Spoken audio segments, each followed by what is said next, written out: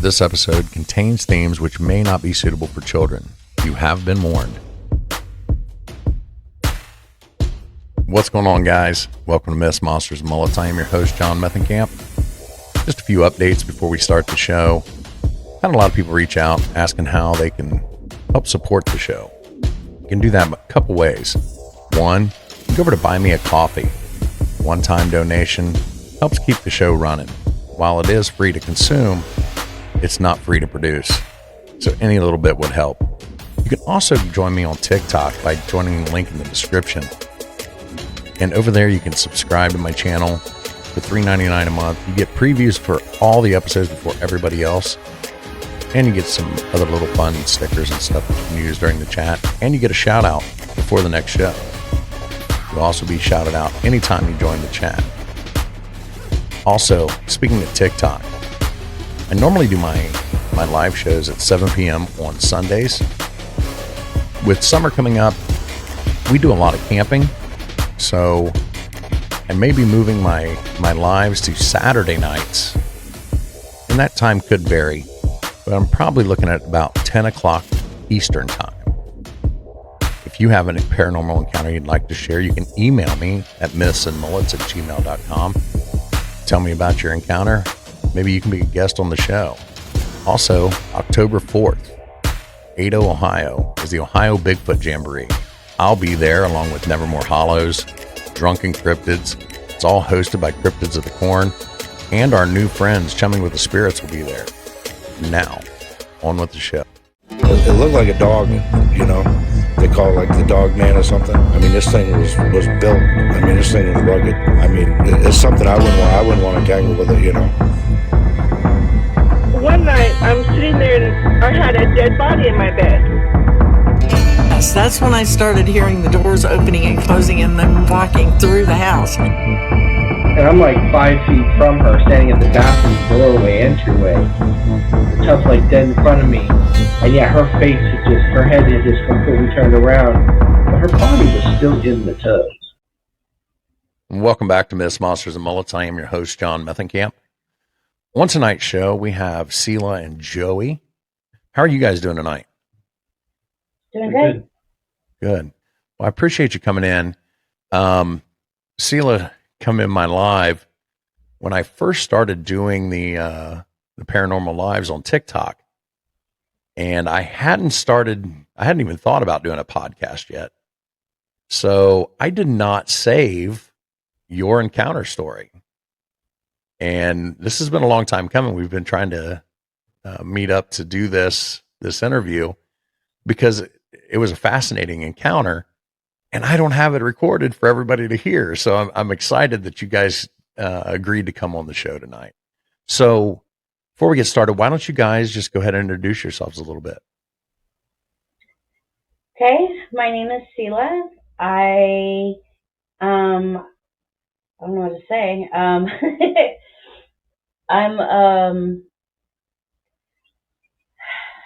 What do I say exactly? How do I say it? Just my name is Seela. I also am a recovering addict, and I believe that this has a large part of this story. I think it has a large part to do with the story. I also am a survivor from a severe traumatic brain injury, and I also feel that this has a lot to do with this story. I'm Joey, and she's my better half. Not just physically, but she's my better half. Well, it's nice to have one of those. Yeah. I have one of my own too. So, nice to have a partner rather than. Actually, she's not in the room. She isn't in the room whenever I do my one-on-one interviews. So. Oh, okay. Well, you must tell her I said hello. I will do that. I will. So, where do you want to start? Do you want to start with the bathtub story, or do you want to start at the beginning and I think I'm going to start with kind of my addiction and how it kind of played part.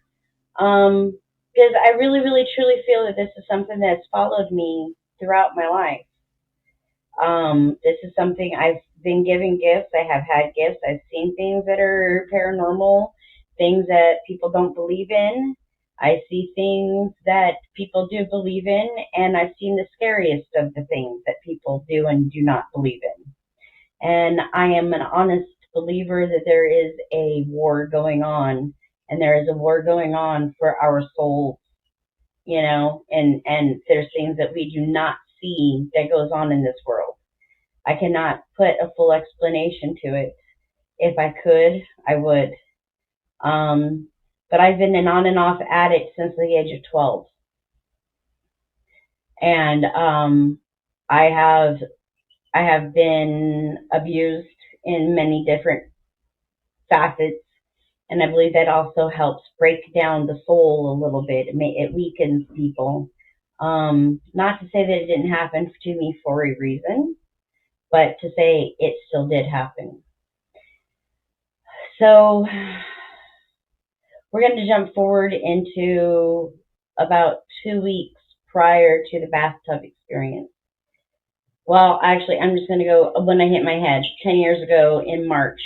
So March of 2015? Yes. March of 2015, I suffered from a traumatic brain injury, severe traumatic brain injury. And from that point on, once we moved to Texas, from that point on, life had turned into hell. And I'm not kidding in any way, shape, or form. I couldn't see any light. I couldn't remember things. I was spending months in bed. I was having these lash outs where I would at just this hair trigger, and I know that with head injuries there's come trauma, there becomes anger, but there was more to this. I literally grabbed my 17-year-old daughter, and this is not me, by the sweater and drug her, and she's bigger than me, and drug her down the hallway by her sweater, ripping it off of her. Like, there was things, and I have no recollection. There's so many things that had happened that I have no recollection. I was not there. Like, it was not me. And some of these things I can see from behind a window, but I could not control. I had absolutely zero control over these kinds of emotions, and they were so explosive that it was unreal. So when we moved to Texas, that was in July of 2015, just a few months after I hit my head. Can I ask what happened? How you hit your head? So I would love to say that it was some wonderful thing that happened, like some hero thing that happened at Grand Canyon. But it did happen at Grand Canyon. But it was a hand railing. You just bent down and hit your head, I bent down to tie my son's shoe, and all I remember is the ringing. Like, I went up and it hit the very top of my head, and all I remember is everybody looking in my direction. I don't remember any sound. I don't remember anything. But So, watching it, she bent down to tie his shoe, and he was holding onto the handrail, and so she bent down and was tying his shoe. Well, she just finished. Like, you couldn't have perfectly timed this any better. One of the tour buses was driving by on the road, and it backfired. And when she stood up to that backfire, it sounded like the gong on Big Ben, on the big bell tower.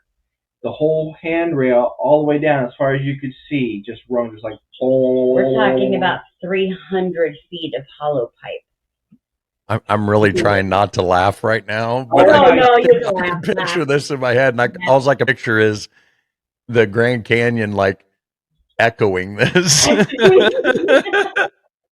Well, you could probably hear the shutters because there's people all the way down taking pictures of the Grand Canyon, turned instantly right to her and started taking pictures because she hit it so hard it just rang down both directions. You know, when you hit it something so perfect, it does that gong, and then afterwards there's that reverb. There Yeah. was that reverb that went down like about 300 feet of hollow, and immediately I started showing signs. And I am a very stubborn person. And this is when him and I first got together, and this was our first mixed family trip. And I had always wanted to go to the Grand Canyon, and I went, and I go into the hospital. I'm fine. I'm perfectly fine. It took him 3 days to get me to go to the emergency room.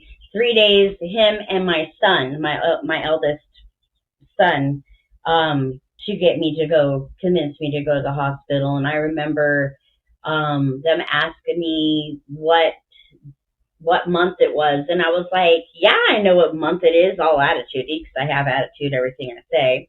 And I'm like, yeah, and they're like, okay. And then I was just deer in the headlights. I couldn't remember a month. I couldn't remember any month.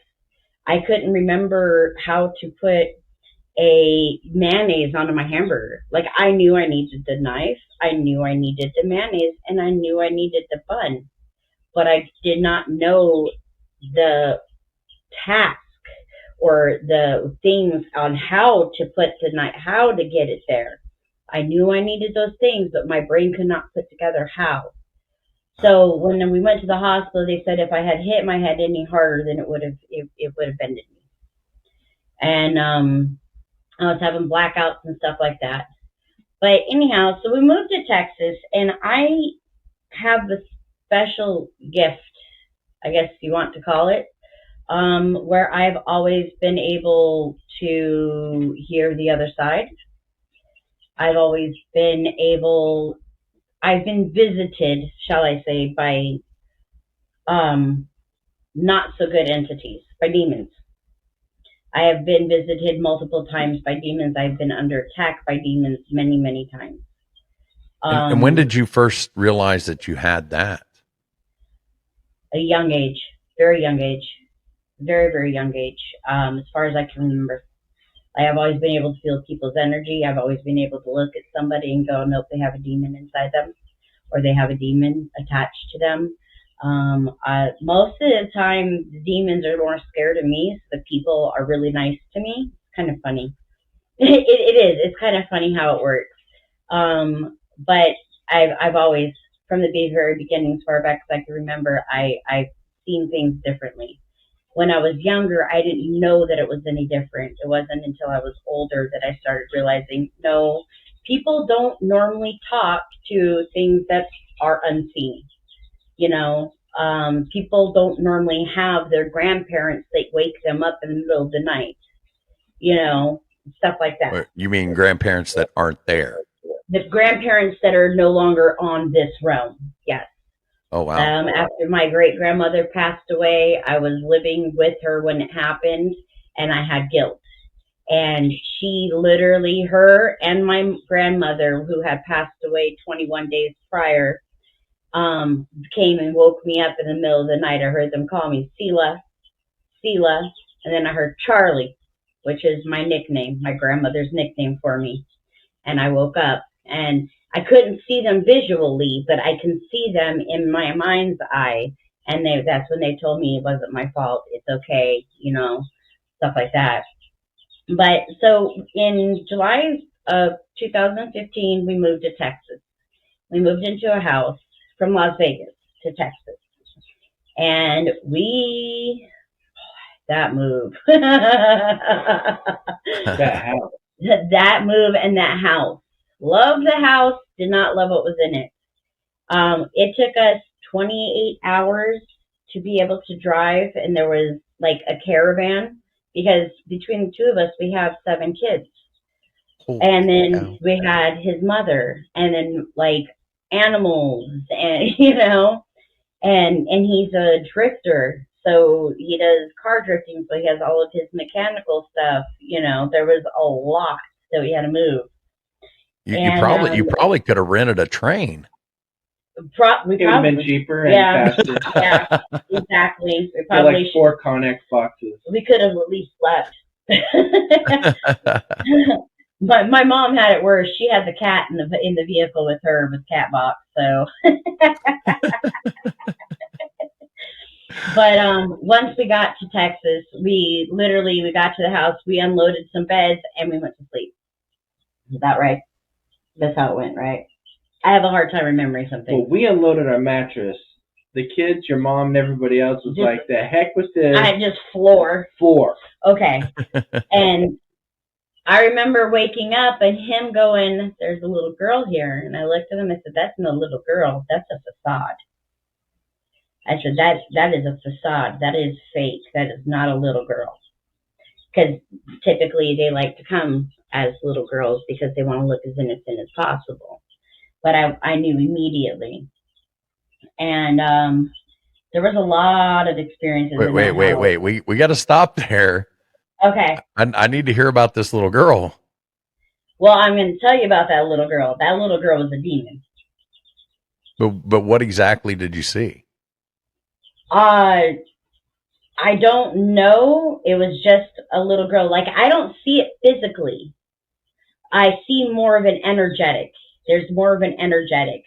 In my mind, it was a little girl wearing a little white dress, like 80s, late 70s, early 80s style, with little white shoes. With the two pigtails. And like two little pigtails. Yeah. Little blonde girl. Okay? So, I'll step in here. I actually can physically see things like that. That's what I could see. Exactly how she described it, with the two pigtails and the little, like, sundress. This is the first time we've actually described her to each other. We've never described her. So when you say she was there, like, she just was standing there in the room, or? Yeah, literally standing in the bedroom. Right in front of the window, one of the windows.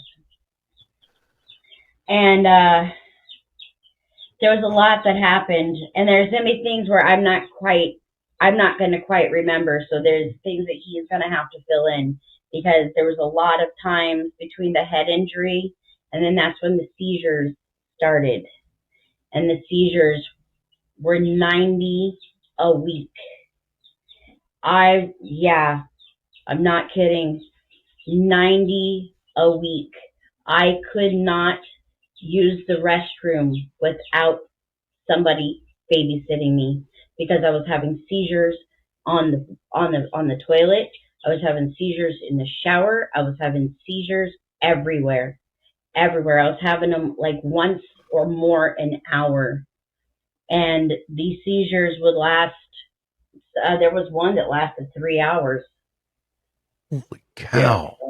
And I would scream, I would yell, I would cry. My body would get super, super hot. I would cuss a lot. There was a lot of mean things, and this is what others told me. I really don't remember a lot of this part, but I do remember being told certain things. I could hear it. It would tell me. One of the first things it said that really, really got to me was, they're going to use their mind against you and make you act like you're crazy. And sure enough, I kid you not, I have on my records that I am bipolar, that they were trying to put me in a mental institute, because there was a whole lot to the seizure part, but it was doing things to make me sound crazy. I would say things because I would hear things and I would see things that weren't there to everybody else. But you couldn't tell. You thought they were right there. But to me, it was just as real as him sitting next to me. Oh, wow. And do you think that it was the head injury or the substance abuse that was causing the seizures? Yeah. At that point in time, honestly, I was not on the substance abuse. I had quit, because I said when I moved to Texas, I'm going to quit. And then that's when the seizures started coming on. And I had not done substance abuse for a full year. So the entire year I lived in that house, I was not on any substance abuse. I was only on the medications that were prescribed to me. Okay. So I don't think it was a substance abuse because I was like, I'm gonna new life, new place, new life. I'm gonna quit. You know what I mean? Um, Not understanding what exactly it took to quit at that point in time. Now, but but I believe that the head injury had a lot to do with it. But I also believe that there were things that happened in that house that are completely and totally unexplainable, not just towards me, not just towards him, but to our kids. Even members of the church would come over. Like, we would have the missionaries come over all the time, and you would hear loud banging and knocking on the outside of it because I would vanish it. I would do different rituals and push it out. And it would be banging and knocking from the outside, and everybody's like, "What is that?" It would smack my kids' pillows right next to their face. There was one time that it had told me, or I seen it or heard it in my mind. I don't know exactly how to explain to people. It's not so much of a hear as it is a picture being painted, along with I don't know how to explain it. It's so weird, but Kind of like a vision. Yeah, kind of, yes, like a prevision, or yeah, but I can understand it. There's words that I hear that go along with it, or there's words that I'm able to make up out of the vision. I'm not quite sure which way it goes, but it told me that it was going to pull my toe in the middle of the night. I told him about it, and he said, okay, let's switch sides of the bed. And because at this time, it's still kind of being questionable if I'm going crazy or not. I thought she was one straw short of a cuckoo's nest. It was still being very questionable because things were happening around me that I was seeing and experiencing, and nobody else was seeing it. There was things that were appearing, there was things that were breaking, there was things, and I was seeing it, but nobody else did. So here I am freaking out about something, and they're like, "What are you freaking out about?" And I'm like, "There's this, whatever, my plate fell, my dinner plate fell, or something in those areas." And everybody's just like, "There's nothing there. What are you talking about?" And then I would get angry. I would get beyond angry, throw stuff, cuss, mean, fight. I mean, throw fists. I mean, it was bad. But so the night it told me that it was going to pull my toe, pull on my foot. I told him about it, and he said, and I'm crying to him, and he said, okay, well, we'll switch sides of the bed. I said, okay. I won't do that again. You can tell that part. So, my job, I work 12-hour shifts. So by the time I get home and in bed, it's like 16, 18 hours. I'm exhausted. I'm ready to just knock out.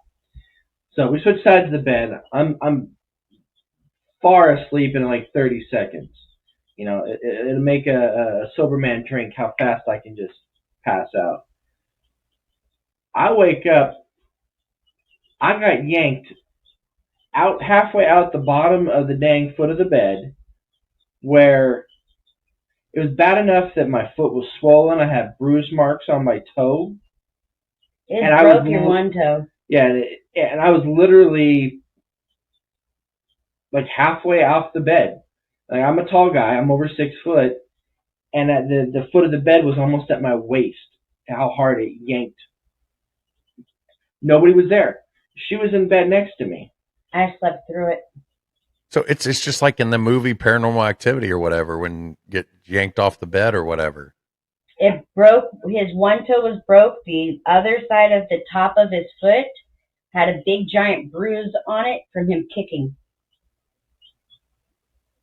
Holy cow. Mm-hmm. Yeah, I've seen Paranormal Activity since, and yes, that is the perfect description. I was asleep. I had no idea what was going on. Next thing I know, I'm underneath the covers, hanging off the freaking bed, and something's got my leg. I didn't know. I didn't know if she'd lost her mind and grabbed me. I didn't know if somebody was broke in the house. So I started kicking the crud out of whatever the heck it was. Well, yeah. Nothing. But you Doors couldn't all feel locked. anything when you were kicking, though? Huh? Could you Couldn't feel feel any it. like resistance whenever you were kicking? I felt like I was hitting something. I didn't know what it was. Really? And then it was like my legs thudded, hit the floor. Like, yeah.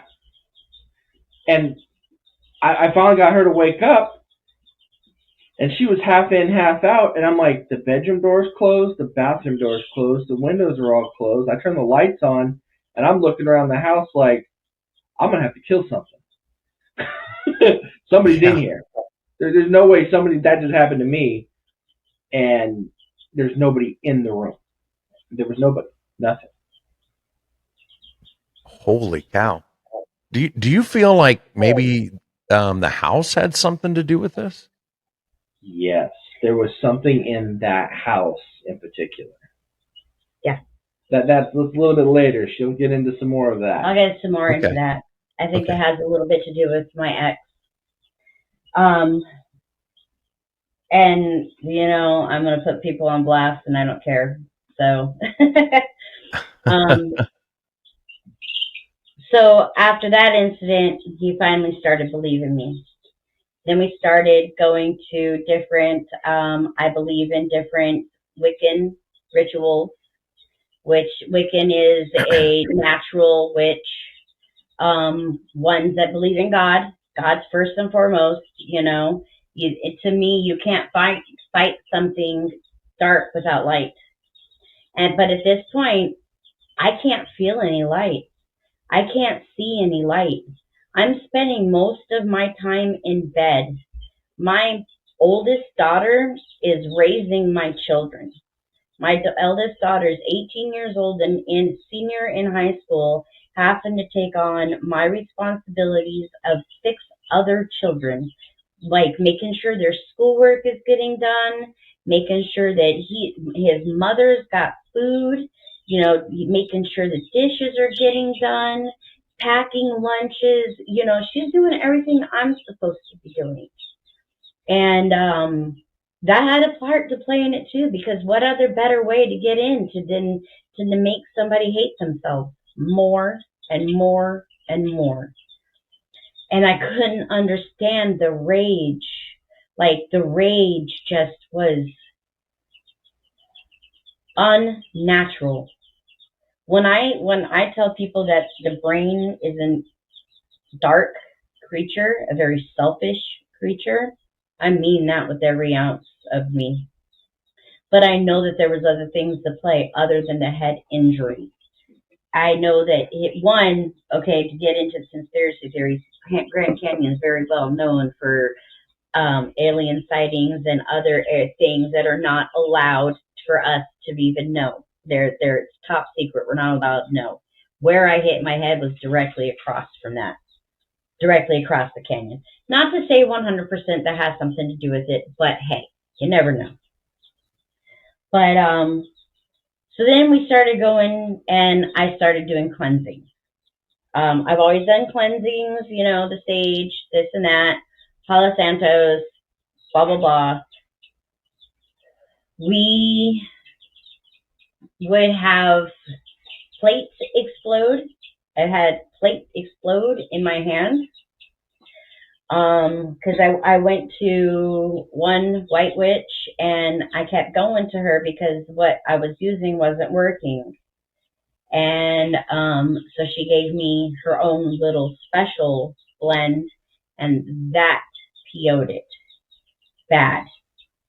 And that's when you say they exploded in your hand, like you're just holding them and holding it and shattered, or they like blew apart and blew apart Everywhere.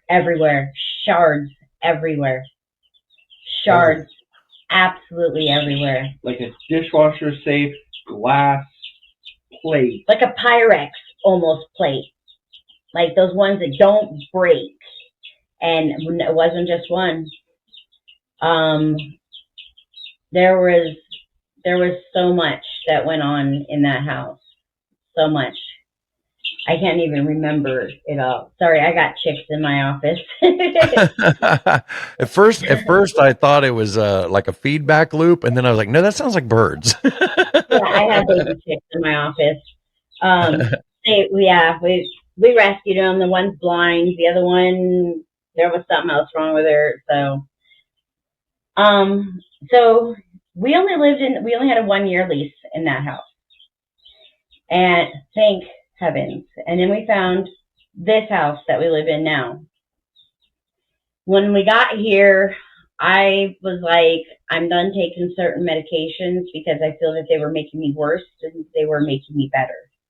So I cold turkey different medications, but that's when I started using again, was when I moved back in, when we moved into my present house. Did you have anything to add to the other house? Am I missing things? No, other than the fact that at that point, even when we moved here, I didn't know that she was using. Yeah, he had no idea. I had no idea. No idea. I was a very productive user. I kept it very hidden. I have, for the majority of my life, there was very few people that knew, and I made sure that those very people knew not to tell anybody, you know. So we move in here, and I'm still having issues. I'm still going through all this stuff. But then when I start, now this is going to sound funny, and a lot of people are going to go, when I start using again is when the seizures slow down. And that is because when I first hit my head before we left Las Vegas, I was using to help cover up the symptoms of the seizures that I was having at that point in time. So my brain chemistry got really thrown off. And then they were putting me on all kinds of different medications when we were living at that other house. That was, I mean, I was on so many different medications because they were just trying to figure out what was wrong with me. They were putting me in, I mean, they were wanting to put me, it was making me think people were saying things that people weren't saying, and I would just lose it on them. Like, I would just freak out. You would be sitting right here, and then I would just start screaming at you because I thought you said that my daughter was fat. Yes, that's the kind of stuff that was doing to me. It happened once in one of the emergency room things where the nurse looked at me and was like, "Do you see her having these seizures?" I'm like, "Yes." And then a few minutes later, she was like, she asked her some questions, and something, I can't remember what you answered, looked at me, and I go, "Well, that's not really what happened. This is what happened." And then Giselle was there too, of the older daughter, and was like, "No, Mom, what Dad's saying is happening is what happened." And so the doctor actually looked at her and go, "Listen, I know it seems very real, and to you it is, but you need to listen to what they say is what's going on, because you're not making sense. You're seeing things that aren't exactly really going on. You're experiencing stuff that nobody else here in this room is experiencing while you're experiencing it." I don't remember that, but Convenience. it's not convenient, but we can call it whatever we want. Hey, no fighting on my show. Help me with the boxing gloves. Yeah. So then we move into this house, and this is now 2016? Yeah. In July of 2016, we move in here, and I start using again a little while after we moved in here. And it seemed to help with the seizures at the point in time. For whatever case, whatever reason, nobody, it is what it is. And I thought it was just the fact of us moving out of the house. I thought the other house was what was causing the seizures, and I'm just getting away from that dark entity and the thing that was in that house. I thought, well, that had to have been what's causing the seizure. Something in that house, whether it's environment or whether it was whatever the heck it was living in the attic. Whatever it was, she was better here. Oh yeah, that's right. There was one time I was doing a cleanse, and went up into the crawl space in his garage, and it hit me in the head. It literally smacked me in the head and pushed me out from up in that crawl space. Yeah, you Like a almost physical, like an entity did this? Physical, yes. Yes. I was physical. holding the ladder when she was going up there with the stage and stuff, and literally, it smacked me in the head and almost pushed me out, and I almost fell off the ladder, whole 9 yards. I thought she hit her head on something. You could hear the sound from the impact. Holy cow! Yeah. Yeah. Yeah. There was some like, and we're not even remembering a quarter of the things that we went through in that house right now. I'm sure we'll remember a whole bunch more, but we can always come on the show again. Absolutely. So now fast forward, we are living in this house. I'm using again, things feeling a little bit better, starting, but I'm still not feeling anything in here. The emotions are still just rage. The emotions are just sadness. There's just darkness all around me. I'm still having these giant fits of rage. I'm still destroying the house.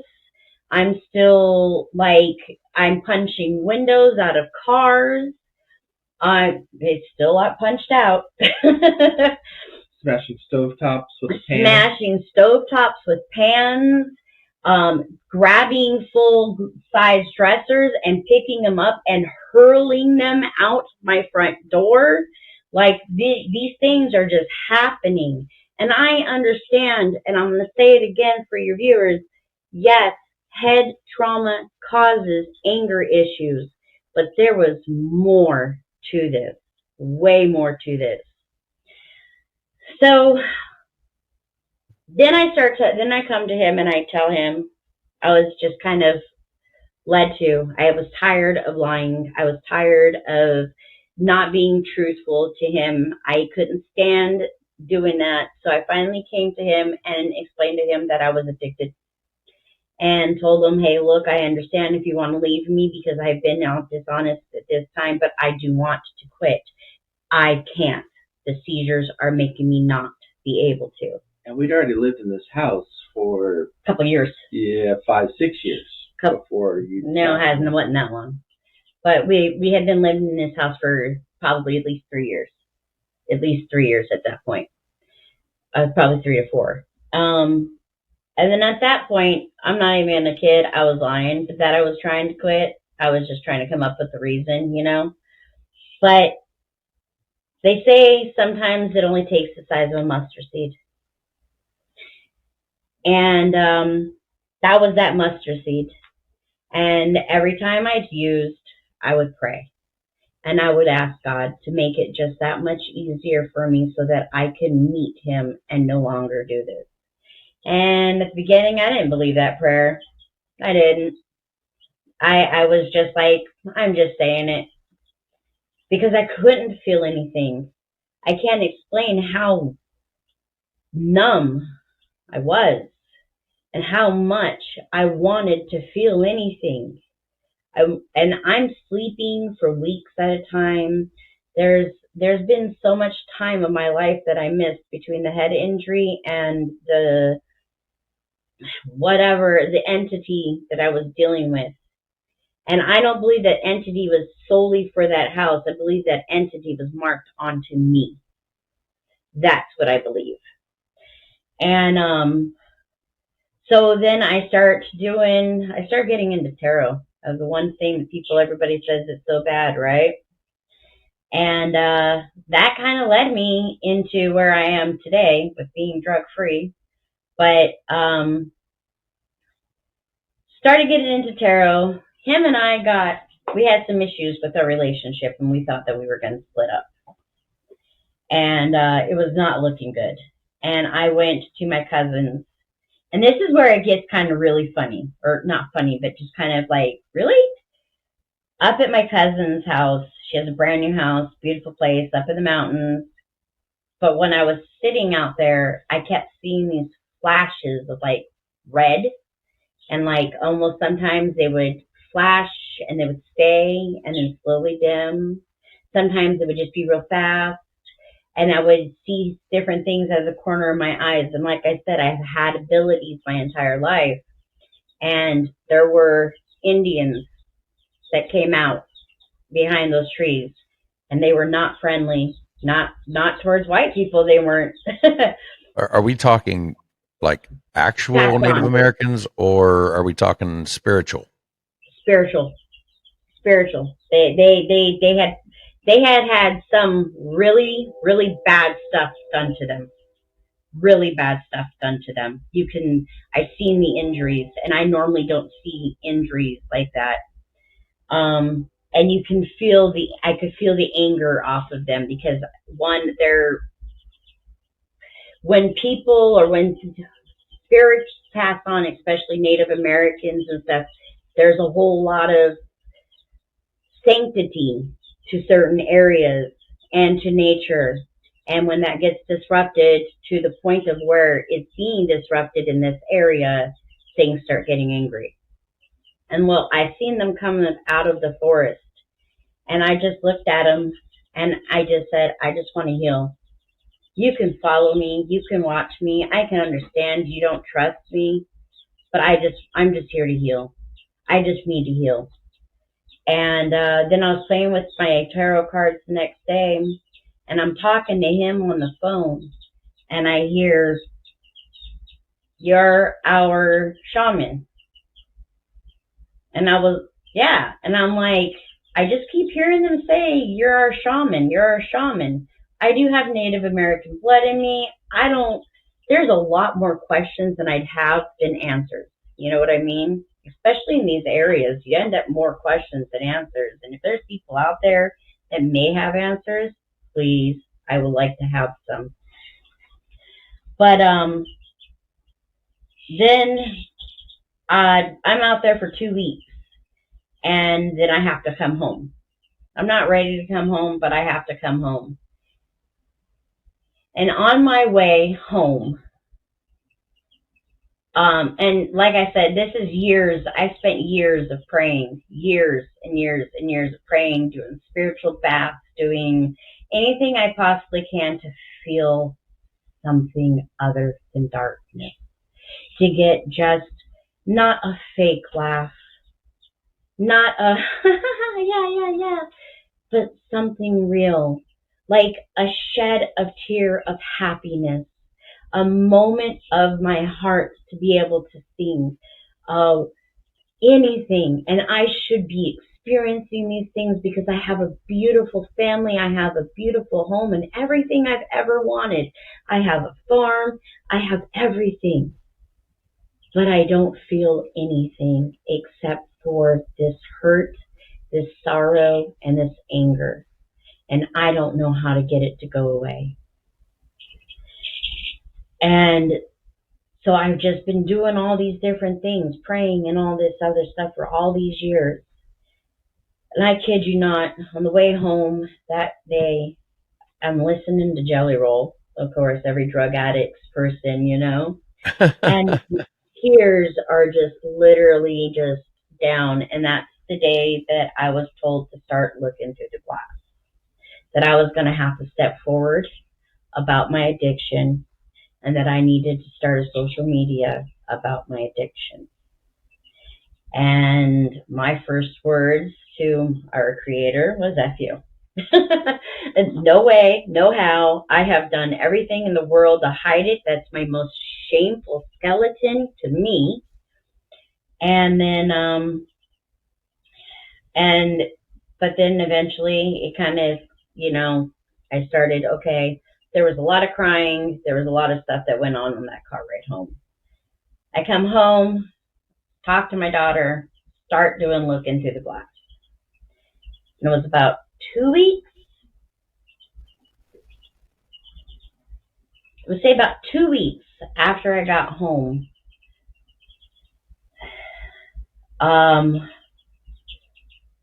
This is where it gets really hard to talk about. I got into a bathtub, take a spiritual bath, because Like I said, I wanted to feel, and I wanted God to release me from this addiction. I wanted to be released from anything that I was feeling. So I had some anointed oil and, spiritual baths. You just kind of have your own anointed oils. I do trauma healing because I was in a very bad relationship prior, and I was taught if you just do things to make yourself cry and this and that, then you can handle it later on. It won't just sneak up on you later on.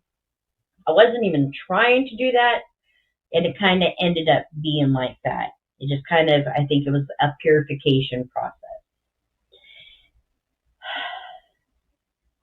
And then the next thing I knew, I'm screaming at the top of my lungs with this voice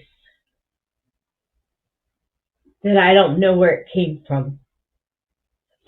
And it is hurting so hard inside here. It felt like it was just going to cave in. It was hurting so bad. I'm sorry, I don't mean to cry. And then with the screams, every time the screams came, and I thought I was going into seizure at this point. But I couldn't do anything. I couldn't move. It was just like somebody's being tortured scream coming out of me. And then all of a sudden you hear this clunk. I'm not moving. I cannot move. And water comes flying up. I would say probably at least 2 feet up out of the bathtub around me. And goes out all over the floor. And I'm crying, and I'm crying, and I'm sobbing, and I can't barely breathe. And then another scream comes out with this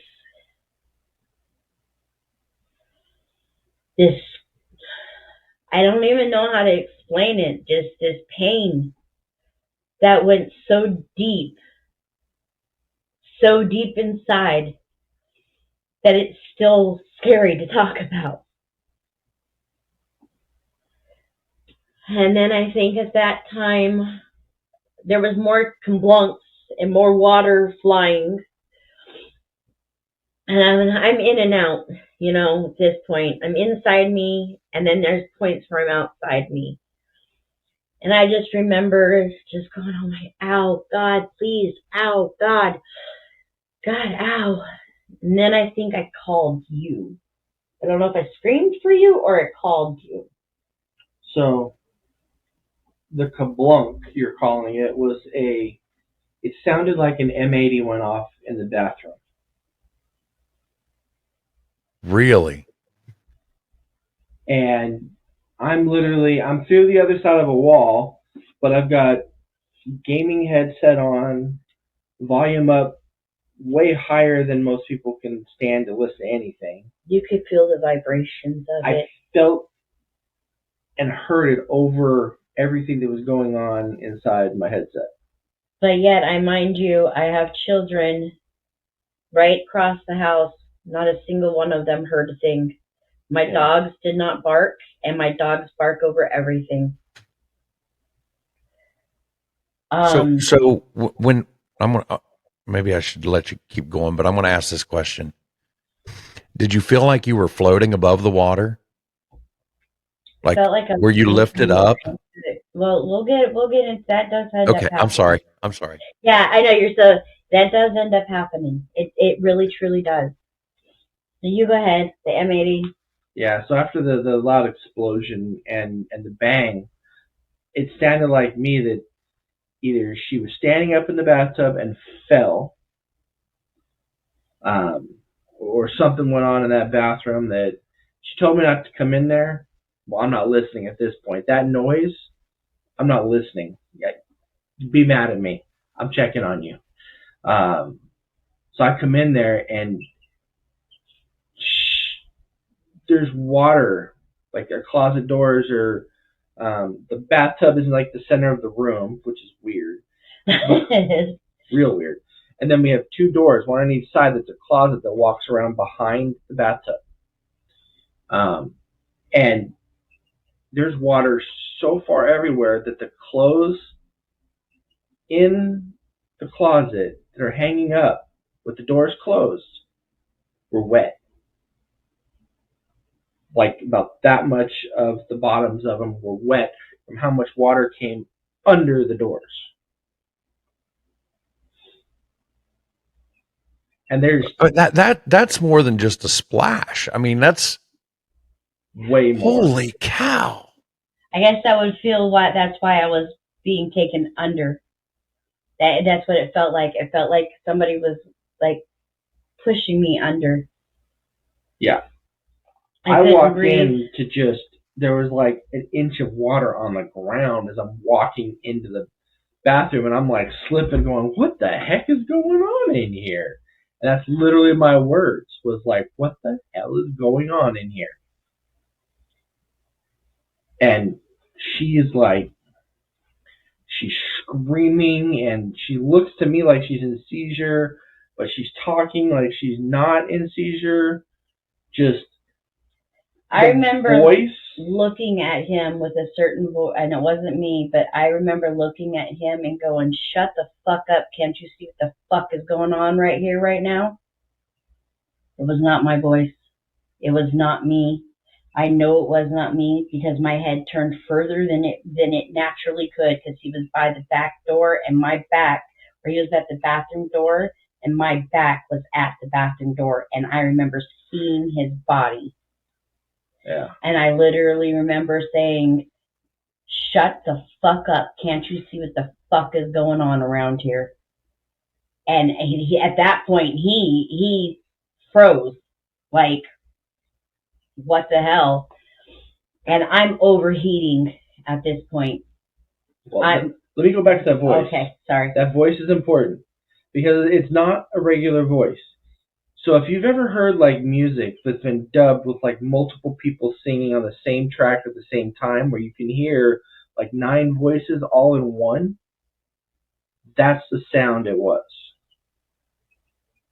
It wasn't my voice, your voice, her voice. It was like a whole bunch of voices completely synced, but you could hear every octave in between.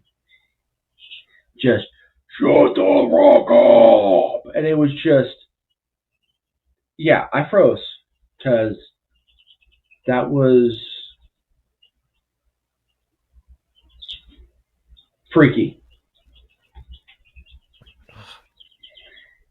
Literally just, and I'm like 5 feet from her, standing at the bathroom doorway, entryway, and the tub's like dead in front of me.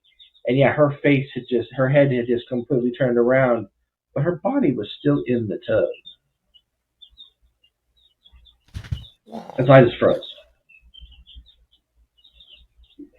Like, just froze.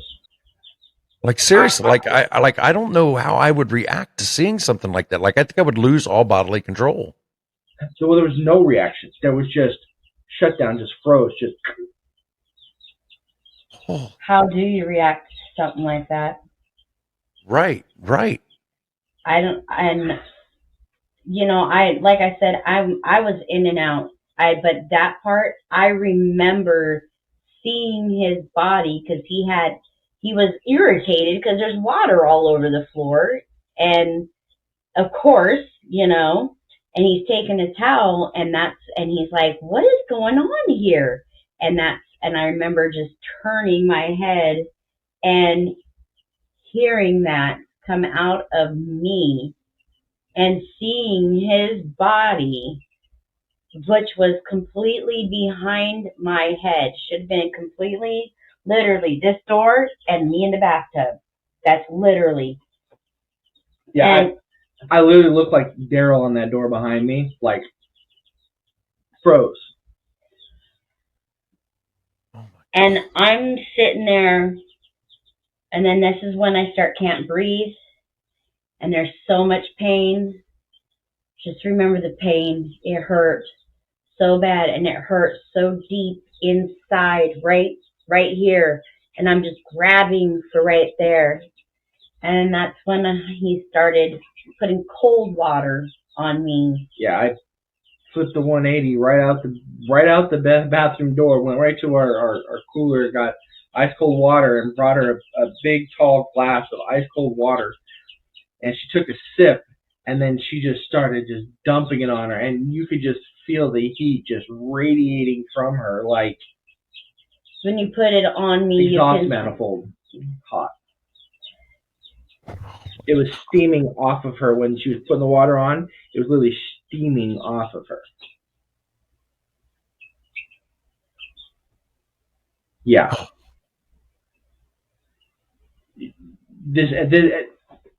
She was just like, she would come back.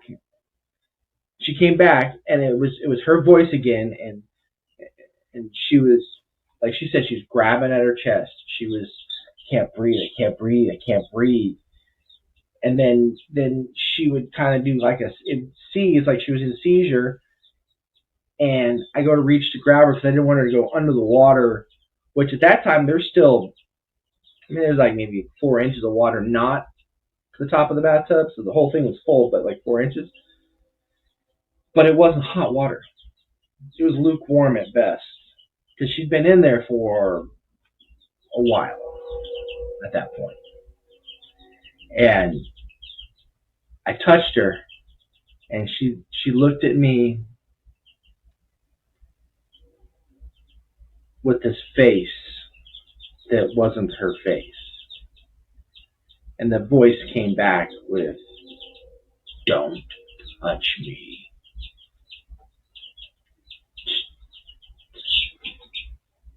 I could have wet myself at that moment. That was early. Sorry. I can look back now and go, that was pretty freaking hilariously funny, just not to be the person looking at your face. But her face, like, it wasn't her face. Like, her head shape had changed. Like, she's got a little round head. No, it was like a different face when that voice came out of her. And all I could do was grab the towel, and I'm like, I feel like Wilson from that Home Improvement looking over the fence, like looking over the towel. Like, he was all the way backed up to the very back of the corner of his side of the bathroom as far as he could get. And I remember I was laying there and I'm just crying, "God, please help." And then I just, it hurts. Please just make it stop hurting. And then I would hear me calling out to myself or somebody saying my name, going, "Selah, just let it go. It's not yours. Selah, let it go. It's not yours." And I just had to keep. I was out loud. It was coming out of your mouth. It wasn't your voice. Oh, okay. And it wasn't that whatever voice was you said twice. It was a different voice, but it was, "Selah, let it go. It's not yours. It's not yours. Let it go." And then that went on for a while, a couple hours. Well, at least a half hour with me in the bathroom. It went on for a while. And quite a bit of it, I was Wilson behind the towel against my sink, just like standing there. Then at the very, very end, I was able to take a breath. Because I remember hearing, "Gotta trust the process." I kept remember hearing, "You gotta trust the process," and "Selah, let it go." And I just remember going, "It hurts. It just hurts so bad. It hurts." And then that's the weird part.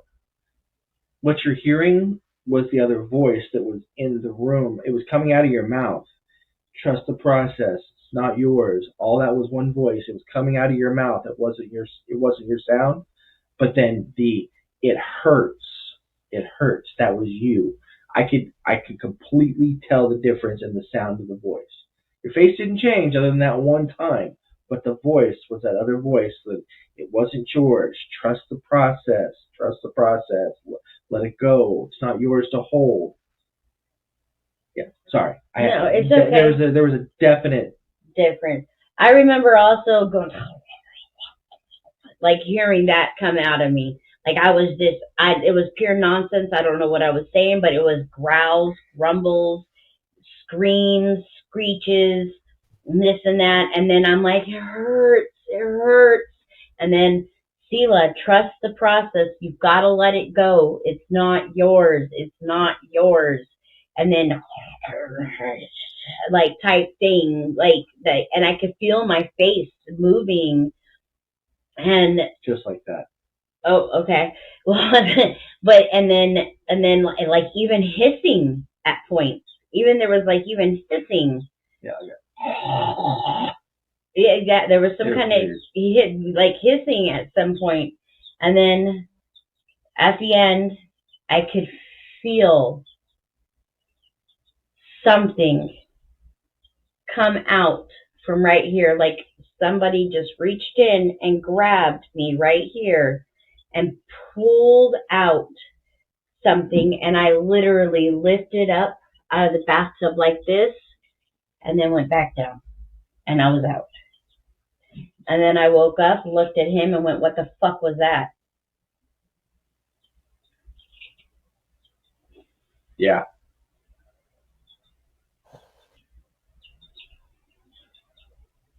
Holy cow.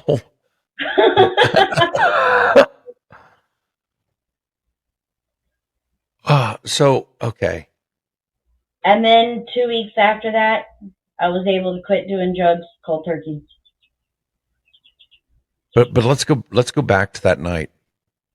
So all this happens, Joey. I'm putting myself in your shoes right now. Like I said, I don't know how I would react to that. But so she goes through all this, and now she's collapsed in the bathtub. What do you do? Or what happened? Well, it took me a few seconds to, like, babe, because she literally, like she said, she sat up, and then it was like a limp fall back. Like it literally felt like somebody grabbed something that was inside of me, pulled it out, but it was such feelings. And it just, like, as it was letting go, as it was being pulled out for me, it gently caressed me back down to the bathtub. Yeah, that was what I was going to say. Is it just like, it was like something there was a held hand. Her because her head just literally flopped. And it was just like, she was like just sat back into the bathtub. And I'm standing there, me, Mr. Wilson, behind the towel, like, because when she was screaming, it's not mine, water was literally shooting up, straight up out of the bathtub. Like, you know, when you're water into the pool and you're trying to make splashes and water come out, but it was like water was just coming out, and her arms were up here, but water was just shooting straight up out of the bathtub. Like, the mirror in front of her, right by the foot of the thing, was wet. The ceiling was wet from water, and I still don't know how she got it up there. But yeah, it was just literally just water, just like geysers just splashing up out of the water. And after she leaned back, I could see her. I'm like, babe, you okay? And I could see her kind of moving a little bit, and I'm like, babe, it's okay. I'm here. I got your towel. We'll get you some cool water. Water. Yeah, I need water. Like, right away, it was like, I need water.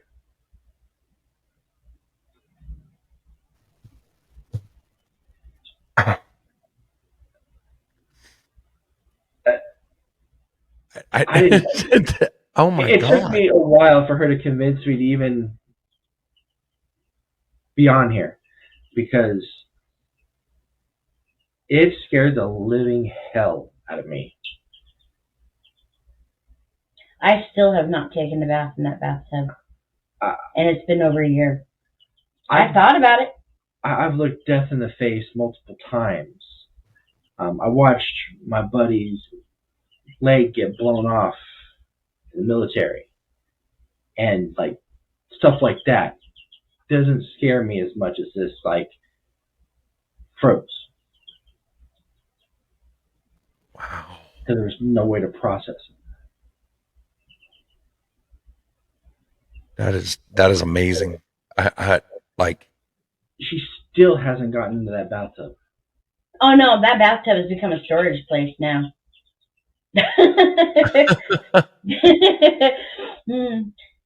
No. Even when I was like, I went to my mother's cabin and I was afraid to get into the bathtub there because I was so afraid to take a bath. But literally 2 weeks later, I was able to quit doing methamphetamines, cold turkey, no seizures, not even any withdrawal symptoms. Now, I still have seizures, but they're not like they were. You know, I still have my daily obstacles, and I'm not saying that this didn't go on without any kind of effort on my end as far as quitting, but there was something that was holding me. There was something that I don't think that I was necessarily possessed, but there was something that was attached to me. There was something that was attacking me on a daily, and I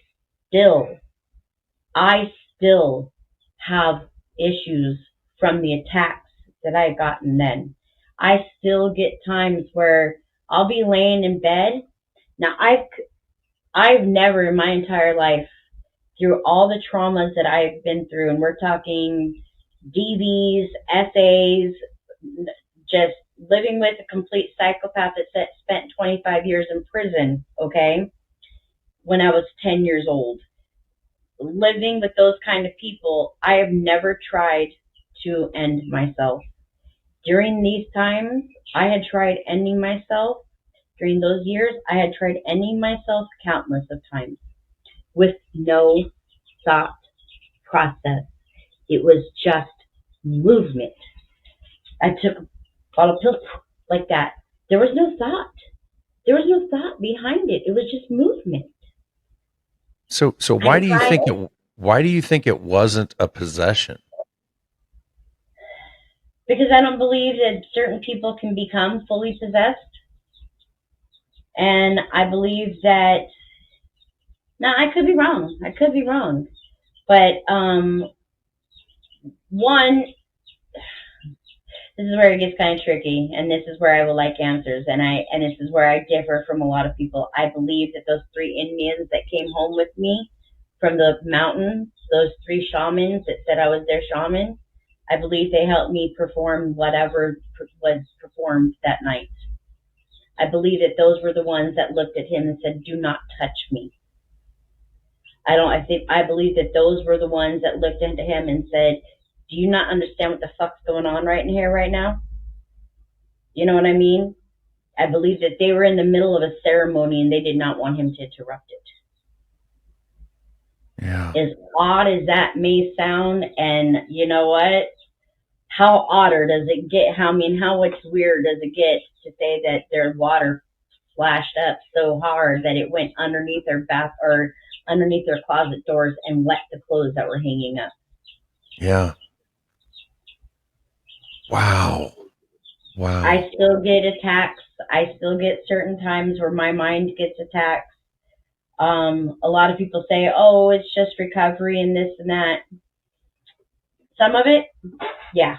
No, I believe recovery is not easy, and it's a road full of traumas, and there's, like Shrek says, you're an onion and you're unlayering all this stuff. But that layer was the most, I don't know, I can't even put words to it. I honestly cannot put words to it. But I know that there's other people that experience stuff like this. And I know that there's other people that have and will experience stuff like this, because I'm not the only one. I can promise that. There's people that experience this on a day-to-day basis and don't even understand what they're going through. Right. And I know that there's going to be people that's going to ask this question, and Mhm. and I'm asking this for them. Mhm. Joey, how did you stay through all of that? I ask myself that question a lot too. He married me in the middle of it. Yeah. I asked myself that question a number of times. Most people actually ask me how I've stayed. I think I'm insane.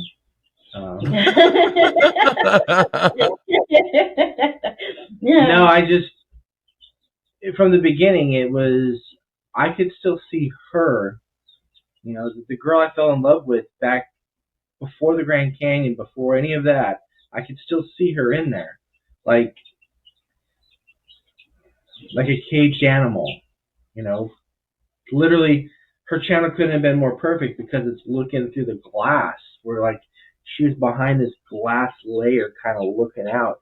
I could see her back in there, just. And that was the best way to explain how I felt. There was a glass that I can see my life happening, but I couldn't be a part of it, not emotionally and physically. It was, Right. you know, when I know there's a lot of people that have a lot of problems with religion and this and that, and I don't believe that there's just one, and that's my own personal belief. But I do believe that there is a creator, and I was saved 100%. For whatever Absolutely. reason, I was absolutely touched. Whatever reason, my shaman stuck around, and whatever reason, whatever I said to them, I am so thankful, because April 6th was my 1 year clean. And like I said, I still go through daily obstacles. I'm still human. Everybody is, you know. But since then, my life has changed so dramatically. So dramatically. And since then, there was a little thing that got put into me, walk by faith and not by sight. That has been put into me harder than anything else. That is something that I don't know if it was the experience or the things that I heard when I was on the inside, or the things that I heard to help get me through, the things that I was told to help get me through on the inside. Because when I was on the inside of all this, I can't tell you everything that went on. I don't remember. But I do know that there was a war and a half. There was a war and a half. Not remembering is an under exaggeration or underestimation of really what was going on. Where we would go 2 weeks at a time, and she would still think it was October and we're in December. Yeah. I'm like, Oh my God. Mm-hmm. okay. I missed so many years. So many years. There would be months that would go by, and I would only think it was 2 days. My time conception was not there for so long. So long. And for whatever reason, it didn't want me having my family. It didn't want me to have me. Well, I can explain it like this. I'm a typical guy, and I can't remember dates and all this stuff. You know, I get it. I'm retarded in that area. I just can't put my head around it. But it wasn't that. It was the time period didn't exist for her. It wasn't like you couldn't remember a little bit. No, it was I went to bed and I woke up 2 weeks later. Wow. No idea. I was like, none. Mm-hmm. For years. For years. I still What? get that every once in a while, but nothing like that. It'll be maybe 2 days that'll go by and be like, oh wow, that went by really fast. Yeah. Yeah. But you have, so I know we've talked about you've had some other paranormal encounters. Mhm. Did those Many. happen? Is that happening since you quit? Yes. Or Like, were you they mean like happening before the bathtub events? both? Both. Both. Well, why don't we Mhm. take a short break and we'll come back and we'll start talking about some of that stuff. Okay. All right. I'm going to pause right now. And that's it for tonight. I'd like to thank Joey and Sela for coming on tonight, and be looking out for part 2. If you have a paranormal encounter you'd like to share, you can email me at mythsandmullets@gmail.com. Have a good night, everyone. Let's go, we're rolling like a freight train. 'Cause what you make me feel is insane. Let's go, we're rolling like a freight train. Like we do. Yeah.